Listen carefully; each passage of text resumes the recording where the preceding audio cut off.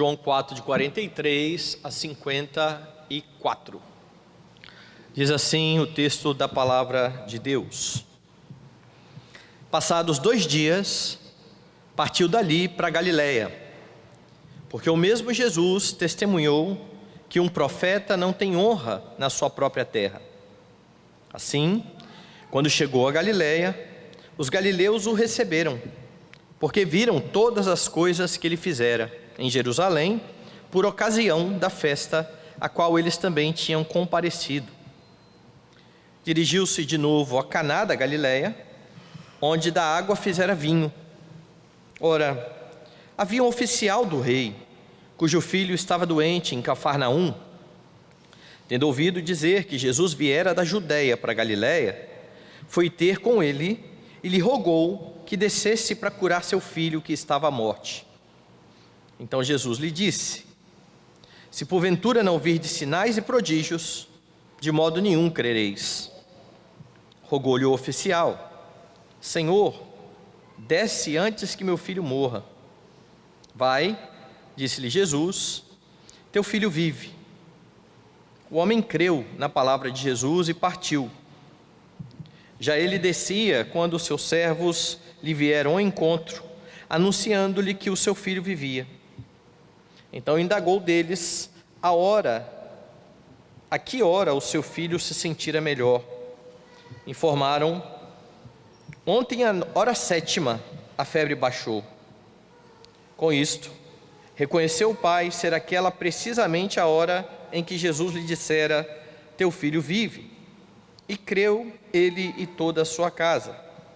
Foi este o segundo sinal que fez Jesus depois de vir da Judéia para a Galiléia.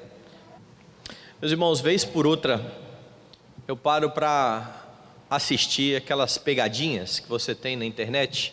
Não aquelas mais pesadas que o pessoal faz, mas aquelas que são mais engraçadas do que piadas de mau gosto. E dentre as minhas favoritas está uma de um senhor idoso que chega numa quadra onde alguns jovens estão jogando basquete e ele então pede para jogar junto com eles. Já é um senhor que nem anda direito, e então dá um espaço para aquele tiozinho jogar com eles. Então ele começa a jogar meio devagar, meio lento.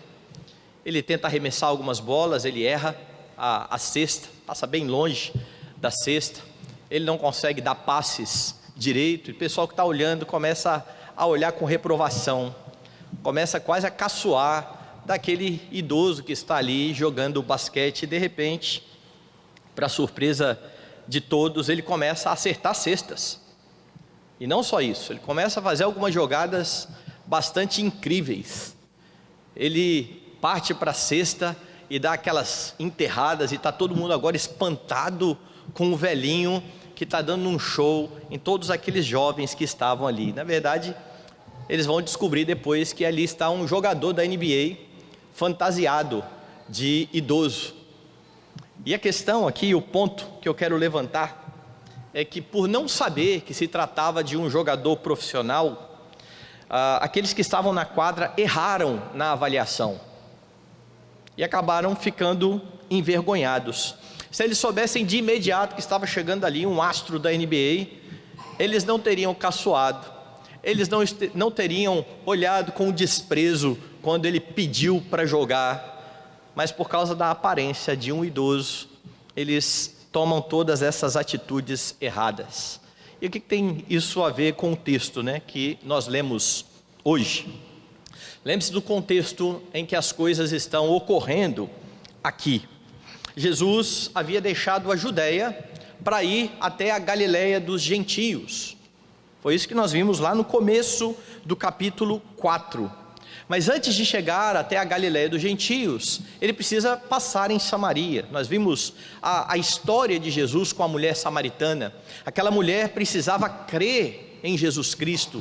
Ela precisava ser impactada com o evangelho que foi proclamado pelo próprio Redentor.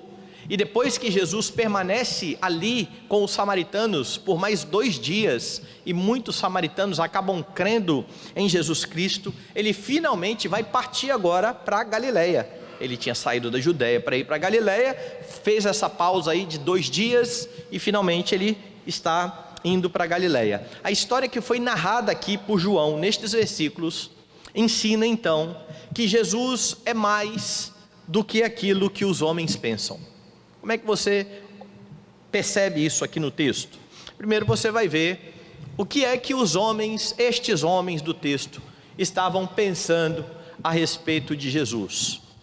Os versículos iniciais aí, de 43 a 45, eles são motivo de disputa entre os comentaristas bíblicos. Alguns olham para esse texto e veem nesse texto uma contradição, porque olha como que João descreve o que está acontecendo aqui. Passado 2 dias, partiu dali para Galiléia, porque o mesmo Jesus testemunhou que um profeta não tem honra na sua própria terra. Ora, se Jesus está testemunhando que um profeta não tem honra na sua própria terra, por que ele está indo para Galiléia? Por que ele está indo para a sua terra? E fica ainda mais confuso no outro versículo, porque o outro versículo 45 diz assim: assim, quando chegou a Galiléia, os galileus o receberam. Uai, mas parece que tem alguma coisa esquisita aqui. De fato, Jesus disse isso? Ele pensava nisso, que o profeta não tem honra na sua própria casa? Há uma contradição aqui no relato de João. Há alguns que dizem que esse texto está inclusive fora do lugar, e tentam dar algumas explicações, e eu creio que a explicação é mais simples do que parece. Se você olhar para o comecinho do capítulo 4, você vai ter o seguinte, veja lá: quando, pois, o Senhor veio a saber que os fariseus tinham ouvido dizer que ele, Jesus, fazia e batizava mais discípulos que João, se bem que Jesus mesmo não batizava e sim os seus discípulos, deixou a Judéia, retirando-se outra vez para a Galiléia. Por que ele está deixando a Judéia? Porque a sua fama começa a correr, e a sua fama naquele momento iria colocá-lo em uma disputa com os fariseus, disputa essa que Jesus não queria que acontecesse naquele momento.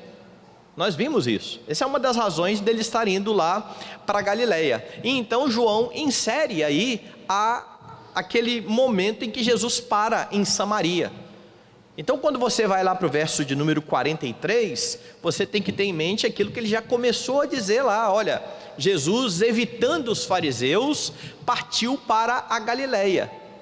Por quê? Porque um profeta não tem honra na sua própria casa. Ele mesmo testemunhou que um profeta não tem honra na sua própria casa. A fama de Jesus lá na Judéia parece que não era a mesma por enquanto na Galiléia, e ele então vai para este local, porque ele sabia que não teria honrarias excessivas, e assim ele evitaria esse conflito inicial. Então o texto está no local certo. Jesus, sabendo que não ia ter muito problema, não ia ter muita gente ali em cima dele, ele parte exatamente para aquele lugar, sabendo que um profeta não tem honra em sua própria casa. Mas há aqui uma questão importante a se pensar. Por mais que isso fosse verdade, é claro que Jesus não faz disso uma verdade em todas as circunstâncias. Há pessoas que são do seu próprio local e fazem e são bem recebidas naquele local, mas a regra geral era essa. Jesus era sim digno de honra, e não honrar a Jesus constitui-se um erro terrível. Então a visão destas pessoas que não deram a Jesus a honra que ele merecia era uma questão equivocada, e era pecaminoso. Jesus se aproveita do pecado destes homens para ir para um local onde ele estava ali, entre aspas, menos badalado. Ele não ia ter esse embate com os fariseus, mas não deixava de ser pecado não dar a honra devida ao Senhor Jesus Cristo. Isso não é novidade no Evangelho de João. Ele abre o Evangelho lá no capítulo 1, volta aí algumas páginas, e ele diz assim no versículo 10: o verbo estava no mundo, o mundo foi feito por intermédio dele, mas o mundo não o conheceu. Quando eu preguei esta passagem, eu mencionei exatamente isso, né? Quando você tem alguém famoso chegando em algum lugar, um construtor, pega, por exemplo, Niemeyer, lá Brasília. O pessoal olha para Brasília e fala, mas isso aqui é muito bonito, tal. Imagine então aquele que pensou naquilo tudo chegando naquele local. As pessoas querem conhecer quem foi a mente que criou isso tudo aqui. E isso torna o que João está falando aqui no começo do Evangelho algo muito grave. Porque o Criador do mundo está agora no mundo, habita no mundo, e os homens não querem saber dele. Aqueles que foram criados por ele não estão querendo saber dele. João torna isso ainda mais grave quando no verso 11 ele diz, veio para o que era seu e os seus não o receberam. E agora ele fala especificamente de Israel, que está o tempo todo lá na antiga aliança, recebendo informações por meio dos profetas de que o Messias virá, e agora o Messias chegou, o Messias está habitando entre o povo, entre o seu povo, mas o seu povo também não o recebe, o seu povo não toma conhecimento. Então aquilo que Jesus falou a respeito dos profetas, que o profeta não tem honra na sua própria casa, foi uma realidade quando o Verbo se fez carne e habitou entre nós, e os homens não deram a ele a honra devida. João então está mostrando exatamente esta visão equivocada, porque os homens em seus pecados não vão dar a Jesus a honra devida ao seu nome. Não mudou isso. Isso foi realidade quando João escreveu o Evangelho. Isso foi realidade anos antes, quando o Verbo estava no mundo. Isso foi realidade desde o Antigo Testamento. Os homens não deram a Cristo, ao Messias, a honra devida ao seu nome, e porque os homens fazem isso, eles merecem de fato a punição que lhes sobrevirá. Mas isso não é verdade só em relação ao Verbo que está no mundo e que o mundo feito por ele não recebeu, ou ao Messias que vem a Israel e o povo que esperava o Messias também não recebeu. Isso é verdade quando alguém, um crente, se achega a Jesus, crê em Jesus, mas que tinha uma vida anterior notoriamente ímpia. Muitas vezes a própria família não dá crédito à mudança que aconteceu na vida daquela pessoa. Eu conheço você, eu vivi a vida inteira com você, eu sei quem você é. Que negócio é esse agora de botar uma Bíblia debaixo do braço e dizer que é crente? Eu conheço muito bem a sua vida, eu conheço seus podres, viu? E por mais que o crente às vezes diga, não, eu mudei de vida, muitos olham ressabiados para aquilo ali, mesmo percebendo algumas mudanças. Alguns olham e vão dizer, não, ele está querendo aprontar alguma coisa, não é possível que tal pessoa tenha mudado dessa forma. E quando você se depara com uma situação dessa, em vez de se entristecer, olhe para o seu Senhor, o Deus de toda a glória, que se fez homem e que não foi recebido, e que aqueles que ali estavam não deram crédito a Ele. Se foi assim com o Senhor, imagine com os seus discípulos. Não desanime, continue testemunhando. Agora, quem não tem uma noção correta sobre Jesus, como eu disse, não vai honrá-lo, ou pior ainda, vai honrá-lo apenas com os lábios, como os fariseus faziam. Volta aí em Mateus capítulo 5, 15, que foi o texto que nós lemos na liturgia. Lá no Evangelho de João, veio para os que eram seus, os seus não o receberam. Mas havia alguns, dentre esse povo, fariseus, que aparentemente, de boca, confessavam a Cristo, diziam acreditar nele. E Mateus 15 traz então um dos encontros de Jesus com estes homens. Veja então o que Jesus vai fazer aqui, ou vai falar aqui para estes homens. O que acontece aqui, diz aí no comecinho do versículo 15, vieram de Jerusalém a Jesus alguns fariseus e perguntaram, por que transgridem os teus discípulos a tradição dos anciãos? Pois não lavam as mãos enquanto comem. Ele, porém, respondeu: por que transgredis vós também o mandamento de Deus? Por causa da vossa tradição. Então a questão aqui é: seus discípulos estão errados, viu, Jesus? Eles não respeitam as nossas leis de purificação, eles comem sem lavar as mãos. Que negócio é esse? Por que eles fazem isso? Em vez de responder, Jesus fala: vocês também fazem assim, vocês invalidam a lei de Deus por causa da tradição de vocês. E ele exemplifica isso, dizendo assim: olha, na lei, no 5º mandamento, está escrito: honra teu pai e a tua mãe. Mais ainda, na lei está dizendo que quem maldisser seu pai ou a mãe vai ser punido de morte. Isso era muito sério, mas a tradição dizia o seguinte, está aqui Jesus: se alguém disser ao seu pai ou à sua mãe, é oferta ao Senhor aquilo que poderias aproveitar de mim, esse jamais honrará seu pai ou a sua mãe. O que a tradição dos escribas e fariseus dizia?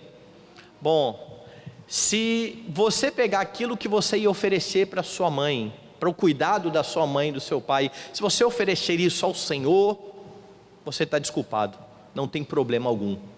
E então, em nome da religião e da religiosidade, eles deixavam de cuidar dos seus progenitores, e assim eles invalidavam a lei. Depois então de pintar esse quadro, veja o que Jesus diz: hipócritas, bem profetizou Isaías a vosso respeito, dizendo: este povo honra-me com os lábios, mas o seu coração está longe de mim. Pessoas que diziam estar acreditando em Cristo, que o honravam com seus lábios, mas que as suas atitudes demonstravam que eles não tinham compromisso com Deus e com a sua palavra. É por isso que ele diz: em vão me adoram, ensinando doutrinas que são preceitos de homens. Quando não se tem a noção correta sobre o Senhor Jesus Cristo, pode-se cometer o equívoco de louvá-lo da boca para fora e agir como alguém que não o conhece. Isso é muito grave, isso é muito sério, mas isso acontece dentro das igrejas.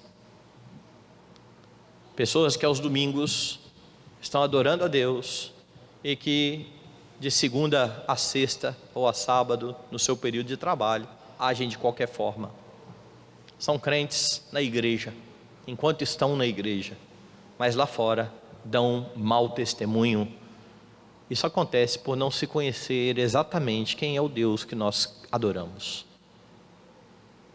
Porque se conhecessem de fato a Cristo, temeriam em ter uma vida dupla assim. Mesmo não o honrando como deviam, olhe para o texto, volte lá em João. Mesmo não o honrando como deviam, os galileus o receberam. Que negócio é esse? Por que eles receberam a Jesus? Bom, por que eles receberam a Jesus é que é a pergunta. Veja lá o que diz o texto, verso 45. Quando chegou a Galiléia, os galileus o receberam porque viram todas as coisas que ele fizera em Jerusalém por ocasião da festa, a qual eles também tinham comparecido. Ou seja, João está sendo bem categórico aqui. Estes galileus só estão recebendo Jesus porque eles estiveram lá em Jerusalém na Páscoa. Eles foram testemunha de alguns milagres que o Senhor Jesus havia realizado. Veja, vai lá no capítulo 2, e você tem isso lá no verso de número 23. Estando ele em Jerusalém durante a festa da Páscoa, muitos, vendo os sinais que ele fazia, creram no seu nome. Mas o próprio Jesus não se confiava a eles, porque os conhecia a todos. E eu já expliquei o que João está dizendo aqui. Literalmente João está dizendo aqui o seguinte: depois que eles viram os sinais, eles acreditaram em Jesus, mas Jesus não acreditou neles. Jesus sabia que aquela fé era da boca para fora. É por isso que Jesus não se confiava a eles, pois são estes homens que estavam em Jerusalém que agora estão aparecendo lá. Veja lá, volta lá. Os galileus o receberam porque viram todas as coisas que ele fizera em Jerusalém por ocasião da festa, porque eles também estavam lá. Então ele está se referindo exatamente a estes homens que viram milagres e ficaram impressionados, mas não viam em Jesus Cristo o Messias, não viam em Jesus Cristo a pessoa do Redentor, não viam em Jesus Cristo o próprio Filho de Deus. Ele está sendo visto por estes homens como mero operador de milagres, nada mais do que isso. Era assim que estes homens o viam. Ali está um homem que opera milagres. E João continua então a sua narrativa, informando aos seus leitores que Jesus retornou ao lugar onde ele fez o seu primeiro milagre. Veja lá o verso 46. Dirigiu-se de novo a Caná da Galileia, onde da água fizera vinho.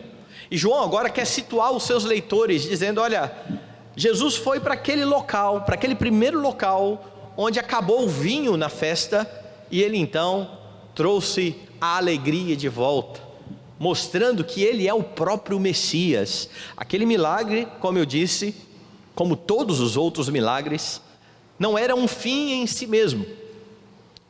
O milagre servia para que ficasse bem categórico de que o Messias chegou. O Messias que é prometido no Antigo Testamento, que vai trazer uma festa, um banquete com gorduras e vinhos para o povo, ele está no meio da festa. Ele tira aquele povo do vexame. Jesus volta para aquele local, o local do primeiro milagre. E então João vai dizer o que aconteceu quando ele voltou até Caná. Veja o verso 47. Tendo ouvido dizer, não, vou ler o finalzinho do 46. Ora, havia um oficial do rei, cujo filho estava doente em Cafarnaum.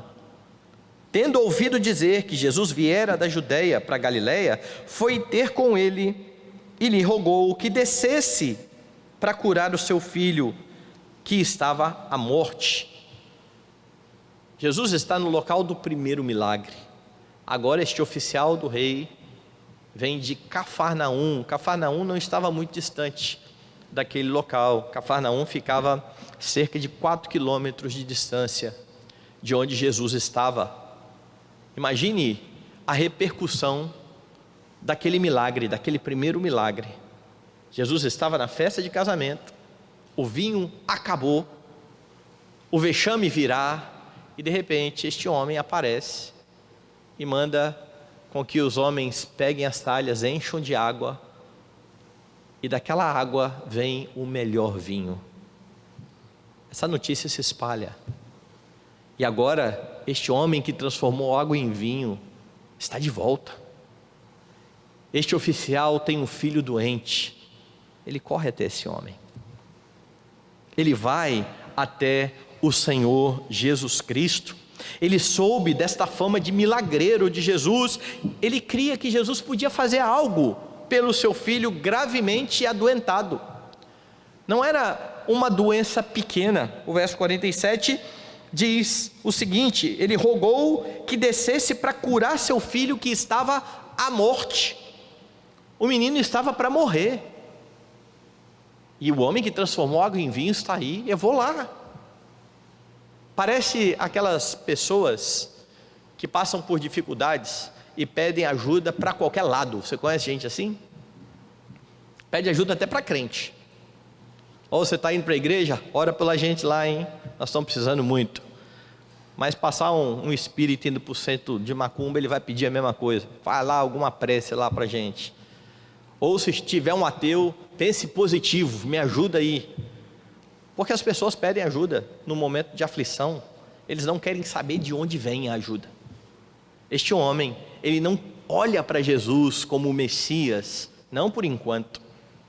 Ele não olha Jesus como Deus, ele olha Jesus como aquele que resolveu o problema do casamento e que pode resolver o problema do seu filho.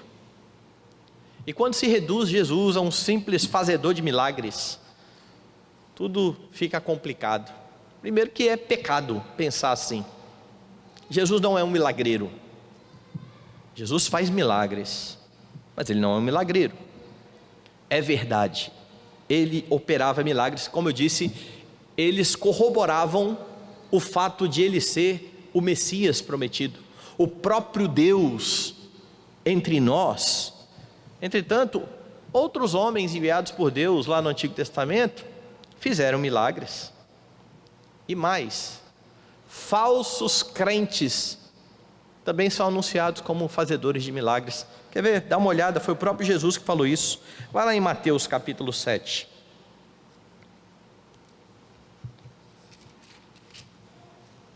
Mateus capítulo 7, verso de número 22. E aqui é Jesus quem está dizendo: muitos naquele dia hão de dizer-me: Senhor, Senhor, porventura não temos nós profetizado em teu nome? E em teu nome não expelimos demônios?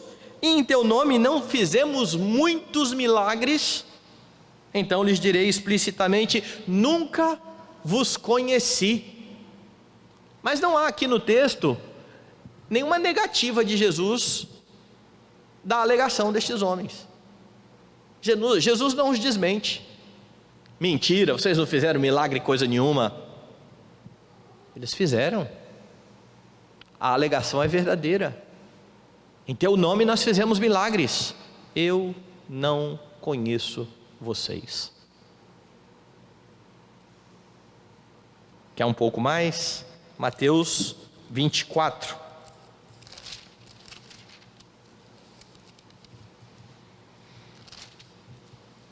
Verso de número 24. 23 e 24. Então, se alguém vos disser: eis aqui o Cristo, ou ei-lo ali, não acrediteis, porque surgirão falsos cristos e falsos profetas, operando grandes sinais e prodígios para enganar, se possível, os próprios eleitos. De novo Jesus está dizendo, vai aparecer gente dizendo: Jesus está aqui, Jesus chegou, eles farão milagres. Não acreditem. Então, homens no passado enviados por Deus fizeram milagres, você vê isso nos profetas. Jesus fazia milagres, para que ficasse claro que ele é o Messias, aquele que vem da parte de Deus. Mas o milagre por si só não diz nada, porque falsos profetas também fazem milagres. É por isso que você não pode reduzir Jesus a um fazedor de milagres. Mas hoje em dia, por causa de falsos operadores de milagres, muitos têm sido enganados. Pretensos milagres, eles têm sido feitos, realizados, e junto, um evangelho anátema, um evangelho maldito, tem sido ensinado. Mas as pessoas não estão atentando para a distorção do evangelho, porque elas veem os pretensos milagres e dizem: é de Deus. Enquanto há muitas orientações da Escritura para dizer: cuidado. Inclusive o próprio Deus dizendo que colocaria no meio do povo falsos profetas, que falariam coisas e que iriam acontecer, para ver se o povo iria dar crédito àquilo, ou iria conferir com a palavra e confrontar o falso profeta. Mas hoje o pessoal só fala o seguinte: é milagre, e se é milagre, é de Deus. E o evangelho vem sido distorcido muitas vezes. Um evangelho que, em vez de exaltar a Cristo, rebaixa a Cristo. Porque em muitos círculos, Jesus, como é visto como um mero operador de milagres, ele está a serviço dos pecadores que são cobiçosos dos seus desejos. Para que Jesus serve? Para realizar o meu desejo, para satisfazer a minha vida, para me fazer feliz. E quando Jesus não me faz feliz, ele não presta mais, eu não quero mais saber dele. Quando as pessoas têm uma ideia equivocada sobre Cristo, elas o tratam de forma errada. Eles o tratam de forma pecaminosa. Mas o texto mostra mais equívocos. O primeiro equívoco foi que eles não receberam Jesus como o profeta que era. O segundo foi que eles viram nele só um operador de milagres, alguém que pode resolver um problema pontual. Mas veja a conversa do oficial com Jesus. Na conversa do oficial com Jesus, você tem aqui pelo menos mais 2 pensamentos errados sobre o Senhor.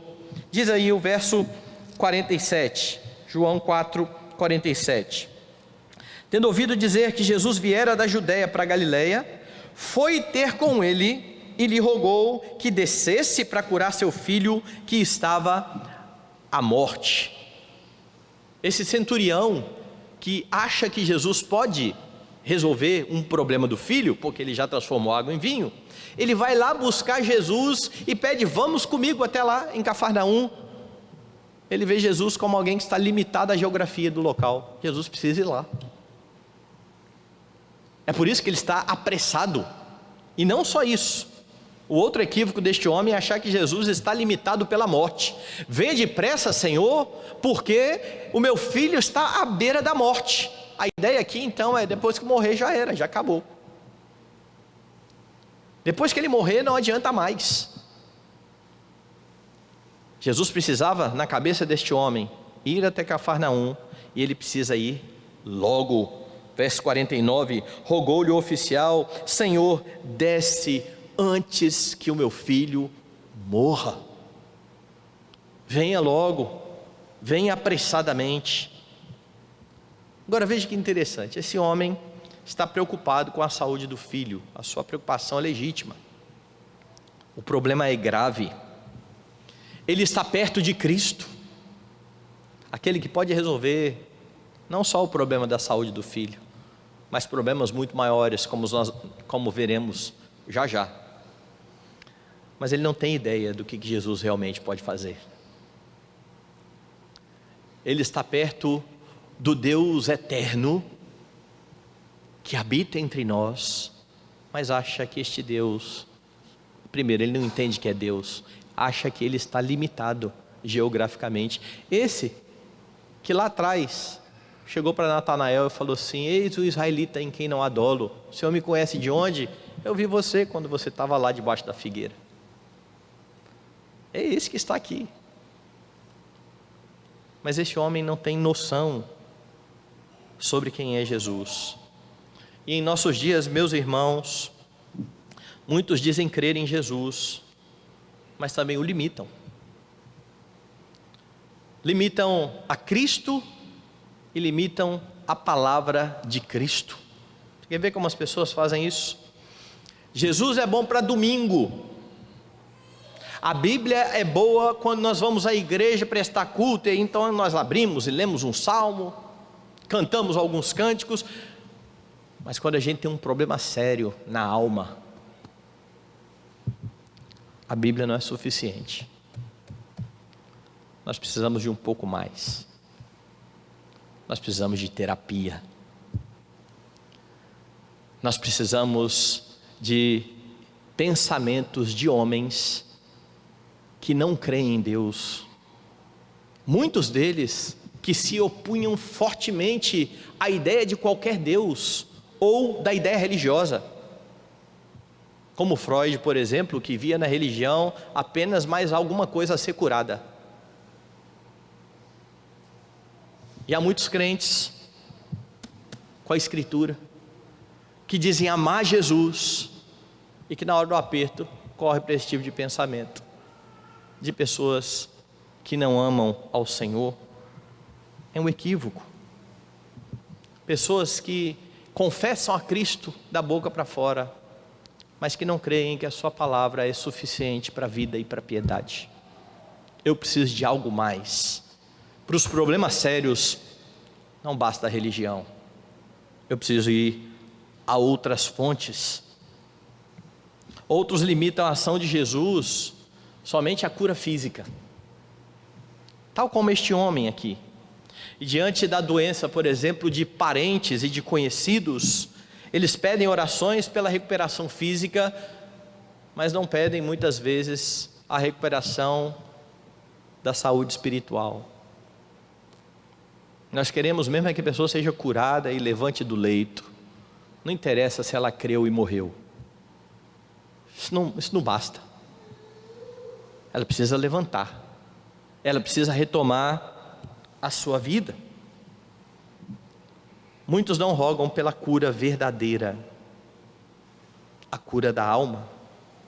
E se você não tem um entendimento bíblico a respeito de Cristo, você vai esperar dele muita coisa que ele não prometeu e vai deixar de usufruir dele muitas coisas que ele disse que faria.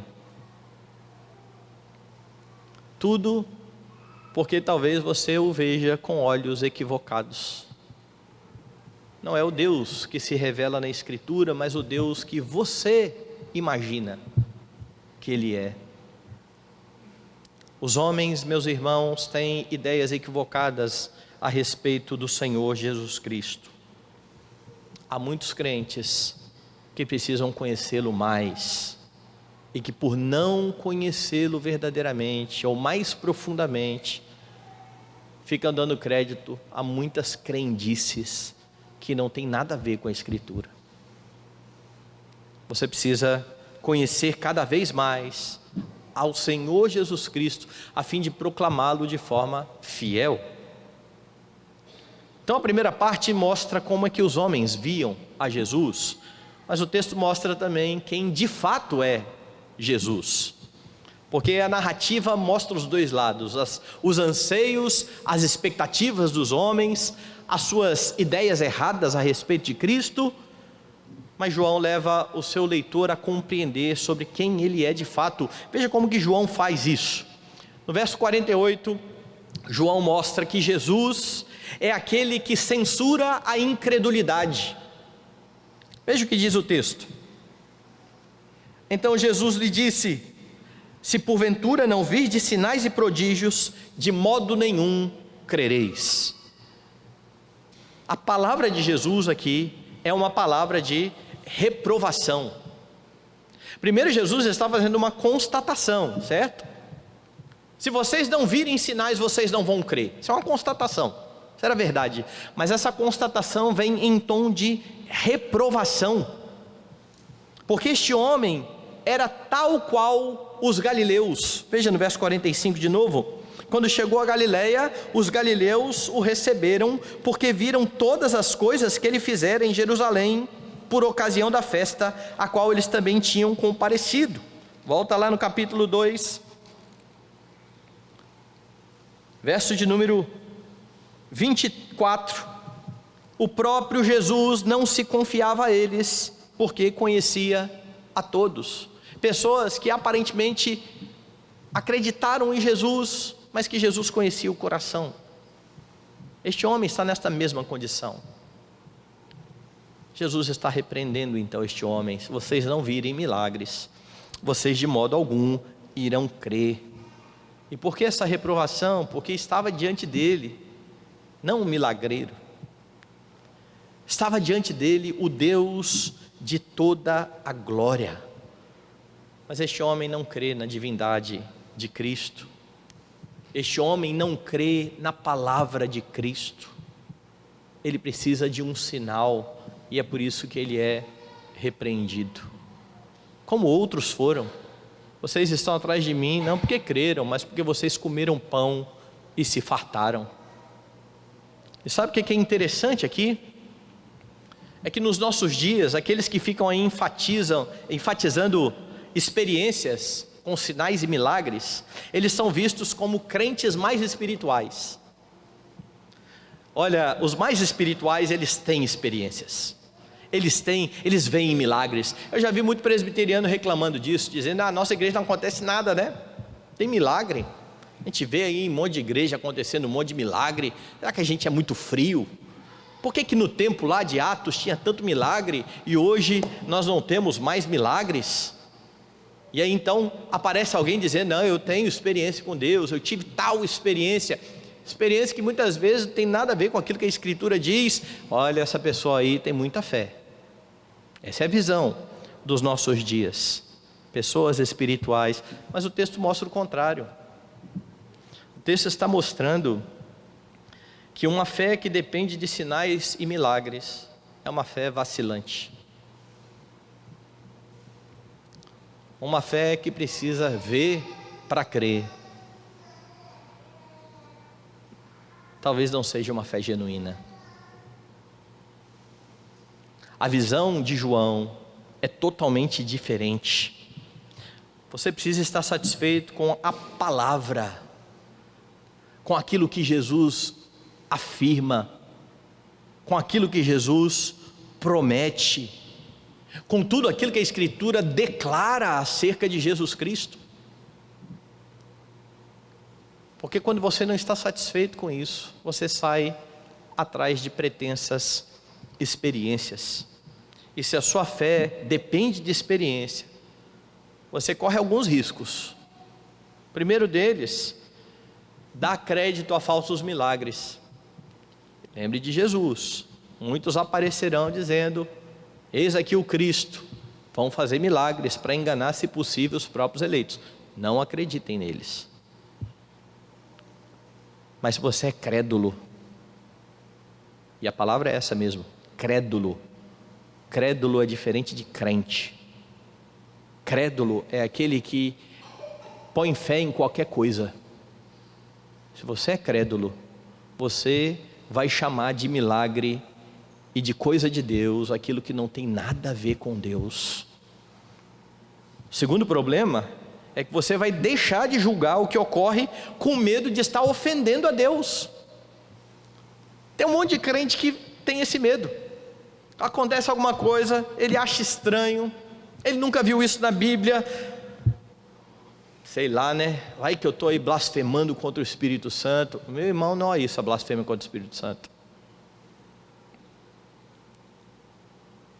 Nós precisamos julgar todas as coisas com o critério da Escritura. Mas se você precisa das experiências para fortalecer a sua fé, você ficará com medo de julgar aquilo que acontece, achando que você estará ofendendo a Deus. Deus deu a você a palavra dele, a lâmpada para o seu pé, a luz para o seu caminho, e por meio dela é que você vai julgar todas as coisas, todas as coisas. Um terceiro problema, você vai ficar frustrado e desanimado quando você não tiver experiência. Você vai desanimar. Eu contei aqui para algumas pessoas, logo que eu converti, eu venho de fora da igreja, então tudo é novo, tudo é novidade, e uma das coisas mais interessantes que ocorria é que quando eu entrava lá na igreja, quer seja na minha igreja, Igreja Presbiteriana de Guarapari, ou em qualquer outra que eu ia, e começava o pessoal a tocar as músicas, eu arrepiava e era tão bom aquele negócio. Era uma sensação muito gostosa, e eu tinha a impressão de que, poxa, Deus está falando comigo. Chegou um momento que eu parei de arrepiar, porque eu acostumei. Todo domingo eu ia, todo domingo tinha cântico, e de repente aquilo que era a novidade inicial, que me levava à emoção, acabou. E eu entrei em crise achando que Deus não estava mais falando comigo, porque eu não estava arrepiando quando eles tocavam os cânticos. Essa é uma fé vacilante, que depende de sentir algumas coisas. E com isso eu não estou dizendo que nós somos contra a emoção e contra os sentimentos, de forma alguma. Quando você lê, por exemplo, a história de Filipe com o eunuco, o texto diz que Filipe chegou perto do eunuco.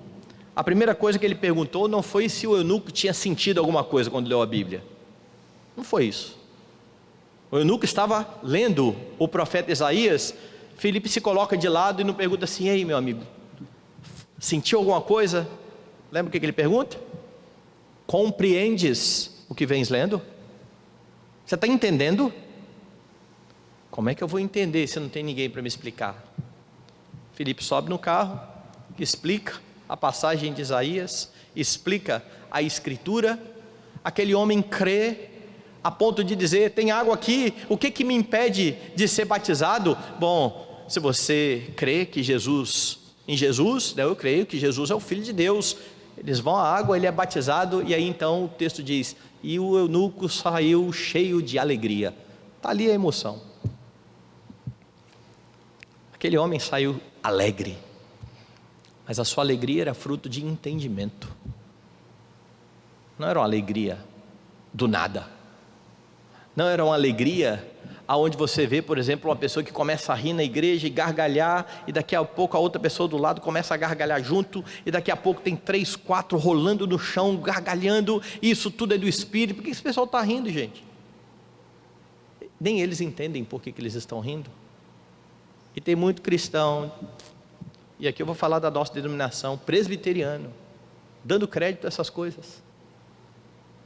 Pedro nunca se jogou no chão rindo, nem Paulo, nem nenhum outro apóstolo. E por que isso seria verdade? Ah, pastor, porque eu estava lá, sabe, eu senti. Não.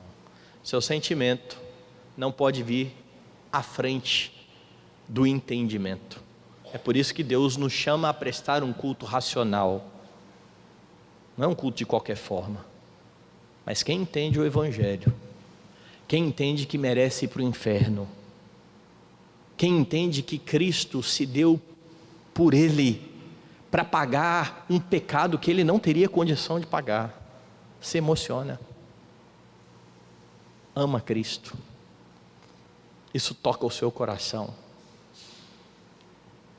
Mas aqueles que pensam na experiência pela experiência, quando param de ter experiência, estão frustrados, vão ficar como eu fiquei lá. Deus não está mais falando comigo, afinal de contas eu não estou sentindo algumas coisas. Essa é uma fé vacilante, e para você ter bastante certeza disso, eu vou reafirmar, eu citar mais uma vez um texto que eu citei nos sermões anteriores. Vai lá no capítulo 20 e veja o que está acontecendo lá. Verso 26: passado 8 dias, estavam outra vez ali reunidos os seus discípulos e Tomé com eles. Estando as portas trancadas, veio Jesus, pôs-se no meio e disse: paz seja convosco. E logo disse a Tomé: põe aqui o dedo e vê as minhas mãos, chega também a mão e põe-na no meu lado, não sejas incrédulo, mas crente. E por que Jesus está falando isso? Porque a notícia havia chegado: olha, a gente foi no sepulcro, o sepulcro está vazio, Jesus ressuscitou. Tomé então diz o seguinte: assim, eu não colocar a minha mão ali, no cravo, eu não vou acreditar. De repente então Jesus aparece diante dele e fala aqui: bota a mão aqui. Quando Tomé olha isso, então ele declara, verso 28, Senhor meu e Deus meu. O que Jesus responde para ele?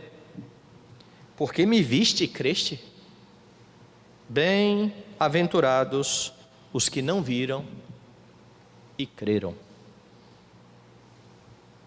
Meus irmãos, aquilo que é mais importante para a fé não pode ser visto, não será reproduzido novamente. Jesus Cristo, exposto na cruz como propiciação dos pecados, isso aconteceu uma só vez, e de uma vez por todas. Isso está registrado aqui. Você precisa crer, sem ter visto. E se você crer, sem ter visto, você é um bem-aventurado. Você não precisa de nenhuma experiência para comprovar isso, porque aqui está a palavra de Deus. Creia na palavra. Deixe de lado esse experiencialismo barato. Jesus é aquele que repreende a incredulidade, mas o texto mostra também que Jesus é aquele que tem todo o poder, porque veja, volte lá em João, quando o oficial rogou a Jesus lá que ele fosse até Cafarnaum, Jesus demonstrou todo o seu poder, determinando a cura daquele moço, a 4 quilômetros de distância. Veja lá os versos 49 e 50. Rogou-lhe o oficial: Senhor, desce antes que meu filho morra. Vai, disse-lhe Jesus, teu filho vive. O O homem creu na palavra de Jesus e partiu. Jesus não está limitado geograficamente. Ele não precisa ir a Cafarnaum. À distância, ele ordena a cura daquele jovem. E sabe o que aconteceu? O jovem foi curado. Este homem foi-se embora para Cafarnaum e ele constatou a cura. Veja como que isso acontece nos versos 51 e 53. Já ele descia quando seus servos lhe vieram ao encontro, anunciando-lhe que seu filho vivia. Então indagou deles a hora que seu filho se sentira melhor. Informaram: ontem, a hora 7ª, a febre baixou. Com isto, reconheceu o pai ser aquela precisamente a hora em que Jesus lhe dissera: teu filho vive, e creu ele e toda a sua casa. Jesus é o Deus Todo-Poderoso, que opera a cura deste moço à distância. Ele não está limitado pela geografia, ele não está limitado pela morte. A morte não tem poder diante do Senhor Jesus Cristo. Era de fato uma enfermidade grave, a morte estava às portas. A morte não tem a palavra final. Se Jesus mandar ela embora, ela vai.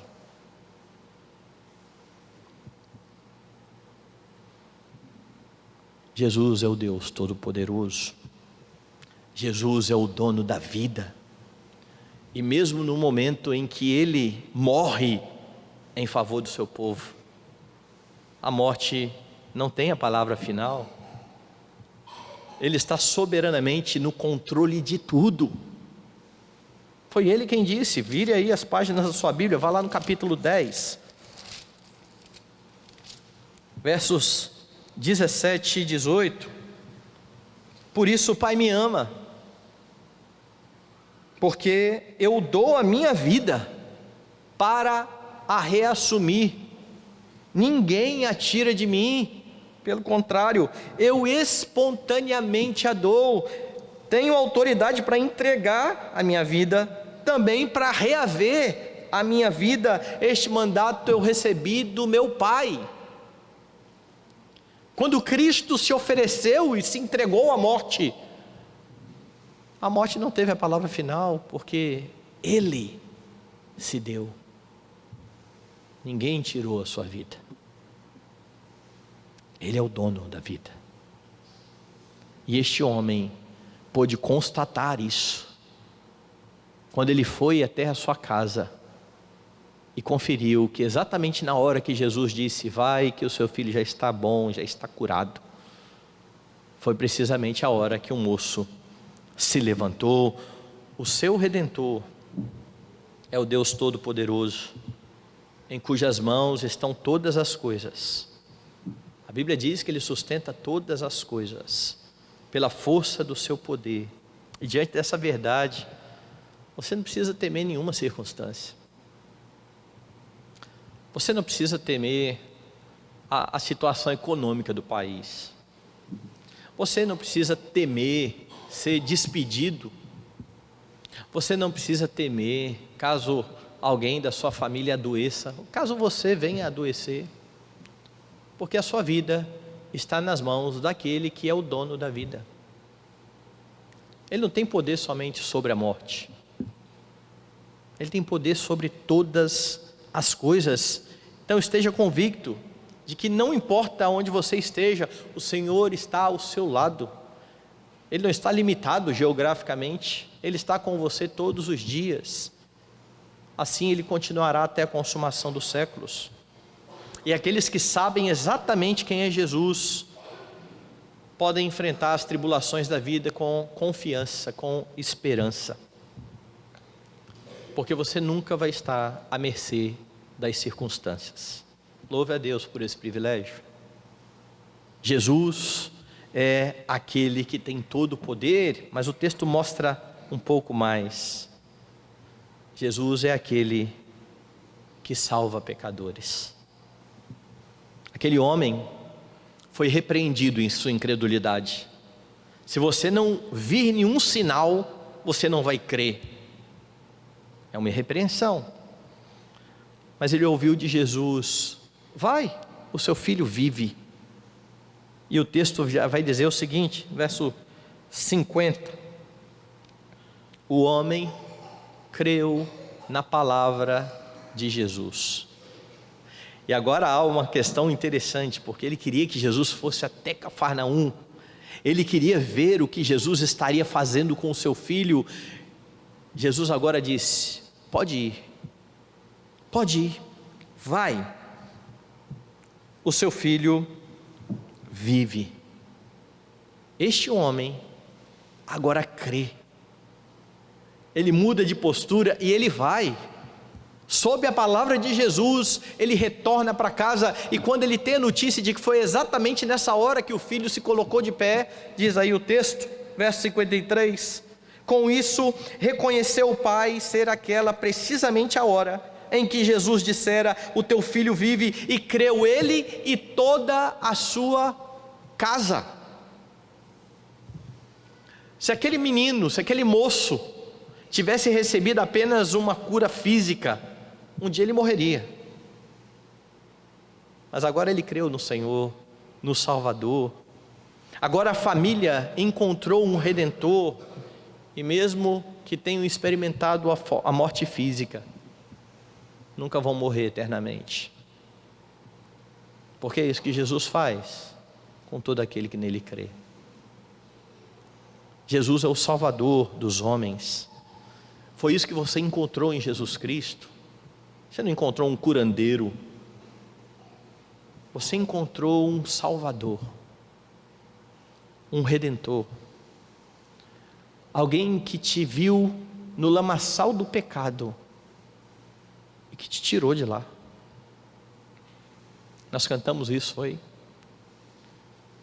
Eu conheci um mundo mau, com ele os seus ardis, eu me arrastei no lamaçal, e tudo isso porque eu quis. Mas Jesus Cristo veio e me achou assim tão sujo, e numa cruz por mim derramou sangue tão puro.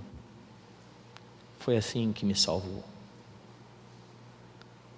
É esse o Senhor que te salva. E se você crê nisso, não foi porque você viu alguma coisa, foi porque você confiou na palavra. Então pare de ficar achando que você precisa ter experiência.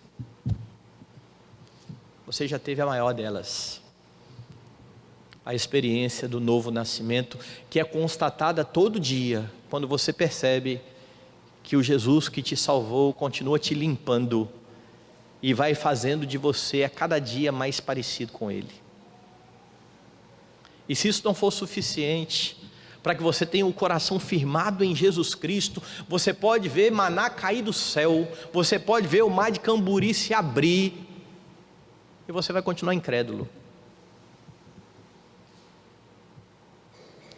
A palavra será a mesma dada a Tomé: não seja incrédulo, mas crente. Creia naquilo que a Escritura fala a respeito do Senhor Jesus Cristo. Esse Jesus é poderoso para fazer infinitamente mais do que tudo quanto você peça ou pense. Ele é o Deus que se fez carne, que se fez homem, e que foi morto pelos seus pecados, para que você pudesse encontrar a vida verdadeira. Aqueles que olham para Jesus, enfatizando apenas as bênçãos materiais, aquilo que podem receber dele, fazem dele apenas um mordomo de luxo. Aqueles que entendem a grande obra realizada por ele na cruz do Calvário, para que fossem salvos da ira vindoura, humildemente são gratos e veem nele um grande Senhor, um bondoso Senhor. E João então encerra dizendo que foi este o segundo sinal que fez Jesus depois de vir da Judéia para a Galiléia. E você precisa lembrar da declaração lá no final do livro. Jesus fez muitos milagres. Estes que foram registrados no Evangelho, foram registrados para que você creia que Ele é o Filho de Deus, que Ele é o Salvador. Como eu afirmei no princípio, meus irmãos, aqueles que estavam naquela quadra erraram na sua avaliação, porque não sabiam que ali estava um jogador da NBA e viram um velhinho metido a jogar basquete. Infelizmente, a realidade mostra que muitas pessoas, até muitos crentes, têm se equivocado, não por causa de um jogador de basquete, mas têm se equivocado e têm ido mal na sua caminhada cristã, por não terem uma ideia correta sobre Jesus Cristo. Estão crendo em um Jesus conforme a sua imaginação, não conforme a Escritura. Deus revelou a sua palavra a fim de que você conheça a respeito dele, a fim de que você conheça o seu estado de pecado e de miséria, a fim de que você saiba o que o Senhor fez para te redimir do pecado. No texto de hoje, você aprendeu que Jesus é muito mais do que os homens pensam. Ele não é um profeta qualquer, ele é o grande profeta, merecedor de toda honra, glória e louvor. Ele não é mero operador de milagres, ele é o Deus todo-poderoso que governa e que domina sobre todas as coisas. Como Deus, nada pode limitá-lo, nem mesmo a morte. Ele é aquele que um dia tratou a sua incredulidade, dando a você um novo coração, dando a você nova vida, um coração capaz de crer. Então, sendo um cristão, nascido de novo, busque conhecer cada dia mais o seu Redentor, a fim de dar a Ele a glória devida, e como resultado disso, que você usufrua da vida abundante que somente o Senhor Jesus Cristo pode dar.